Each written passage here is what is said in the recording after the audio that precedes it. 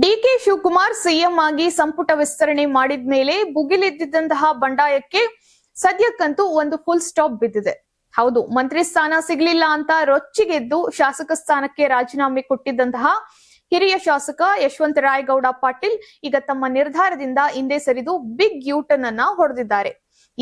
ಯಶವಂತರಾಯಗೌಡ ಅವರು ಮೊದಲು ಹೇಳಿದಂತೆ ಪ್ರಾಮಾಣಿಕ ರಾಜಕಾರಣಿಗಳಿಗೆ ಬೆಲೆಯೇ ಇಲ್ಲ, ನನಗೆ ಈ ವ್ಯವಸ್ಥೆಯೇ ಬೇಸರ ತರಿಸಿದೆ ಅಂತ ಅಳಲು ತೋಡ್ಕೊಂಡು ರಾಜೀನಾಮೆ ಅಸ್ತ್ರವನ್ನ ಪ್ರಯೋಗಿಸಿದ್ರು. ಆದ್ರೆ ಈ ಬಿಗ್ ಡೆವಲಪ್ಮೆಂಟ್ ನಿಂದ ಅಲರ್ಟ್ ಆದಂತಹ ಕಾಂಗ್ರೆಸ್ ಹೈಕಮಾಂಡ್ ತಕ್ಷಣವೇ ಅಖಾಡಕ್ಕೆ ಇಳಿಯಿತು. ರಾಜ್ಯ ಉಸ್ತುವಾರಿ ರಣದೀಪ್ ಸಿಂಗ್ ಸುರ್ಜೇವಾಲಾ, ಸಿಎಂ ಡಿಕೆ ಶಿವಕುಮಾರ್ ಹಾಗೂ ಶಾಸಕ ವಿನಯ್ ಕುಲಕರ್ಣಿ ಸೇರಿದಂತೆ ಪ್ರಮುಖರು ಶಾಸಕರ ಜೊತೆ ಮಾತುಕತೆಯನ್ನ ನಡೆಸಿ ಕೊನೆಗೂ ಮನವೊಲಿಸುವಲ್ಲಿ ಸಕ್ಸಸ್ ಆಗಿದ್ದಾರೆ.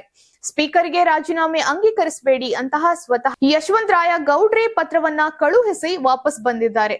ಇದೆಲ್ಲ ಒಂದು ಕಡೆ ಇದ್ರೆ, ಮತ್ತೊಂದೆಡೆ ಹಿರಿಯ ರಾಜಕಾರಣಿ ವಿಶ್ವನಾಥ್ ರಾಜ್ಯ ರಾಜಕಾರಣದಲ್ಲಿ ಹೊಸ ಬಾಂಬ್ ಅನ್ನ ಸಿಡಿಸಿದ್ದಾರೆ.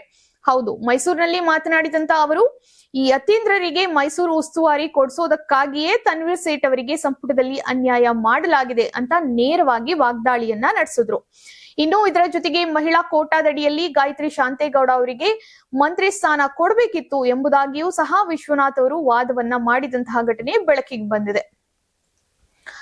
ಇನ್ನು ಮೇಲ್ಮನವಿಯಲ್ಲಿ 8 ಬಾರಿ ಆಯ್ಕೆಯಾಗಿರುವ ಬಸವರಾಜ ಹೊರಟ್ಟಿ ಅವರು ಗೌರವಯುತವಾಗಿ ಸಭಾಪತಿ ಸ್ಥಾನಕ್ಕೆ ರಾಜೀನಾಮೆಯನ್ನ ನೀಡಬೇಕು ಅಂತ ಆಗ್ರಹಿಸಿರುವಂತಹ ವಿಶ್ವನಾಥ್, ಕಾವೇರಿ ಜಲ ವಿವಾದವನ್ನ ಇಬ್ಬರು ಮುಖ್ಯಮಂತ್ರಿಗಳು ಮಾತುಕತೆ ಮೂಲಕ ಬಗೆಹರಿಸಿಕೊಳ್ಬೇಕು ಅಂತಲೂ ಸಲಹೆಯನ್ನ ನೀಡಿದ್ದಾರೆ.